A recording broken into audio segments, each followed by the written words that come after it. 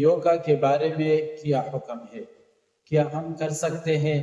کیونکہ اس کی history Hinduism سے ملتی ہے۔ دیکھیں، کسی مذہب کی مذہبی شعار کو فالو کرنا، مذہبی رسومات کو فالو کرنا یہ ناجائز ہے، لیکن کسی مذہب میں ایسا کوئی کام ہو جو صحت کے لیے فائدہ مند ہو تو ہم اس کو صحت کے طور پہ یوز کر سکتے ہیں۔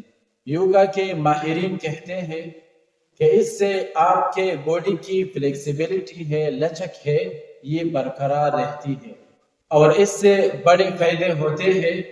اس لیے اگر ہم میں سے کوئی شخص یوگا کرتا ہے، کوئی مردی عورت، تو اس کا مقصد کسی ہندو کی رسم کے فالو کرنا نہیں ہے، بلکہ اس کا مقصد میڈیکلی اور فزیکلی خود کو فٹ رکھنا ہے۔ تو اس لیے اس